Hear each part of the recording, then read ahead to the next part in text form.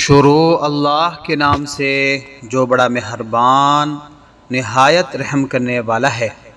تراویح کا وقت۔ یکم رمضان المبارک کی رات سے تراویح کا وقت شروع ہو جاتا ہے اور ماہ رمضان کی آخری رات تک رہتا ہے، یعنی ماہ رمضان کی ہر رات تراویح پڑھنا سنت مؤکدہ ہے۔ نمبر 2، تراویح کا وقت عشاء کی فرض نماز کے بعد سے شروع ہوتا ہے اور فجر تک رہتا ہے۔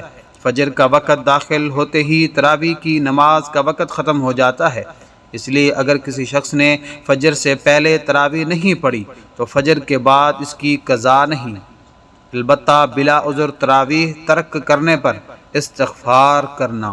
نمبر 3، اس سے معلوم ہوا کہ جو شخص ڈیوٹی یا کسی اور عذر کی وجہ سے عشاء کی نماز کے فوراً بعد تراویح ادا نہ کر سکے تو اسے چاہیے صبح صادق طلوع ہونے سے پہلے تک جب بھی موقع ملے تو تراویح ادا کرنے کی کوشش کرے اور پوری رات میں اس قدر وقت نکال لے کہ جس میں تراویح ادا کی جا سکتی ہو۔ نمبر 4، جس شخص نے تراویح کی 2 یا زیادہ رکعات چلی جائیں تو اگر نماز وتر سے پہلے ان کو ادا کرنے کا موقع مل رہا ہو تو نماز وتر سے پہلے ہی ادا کر لے، ورنہ تو نماز وتر کے بعد فجر سے پہلے کسی بھی وقت ادا کر لے۔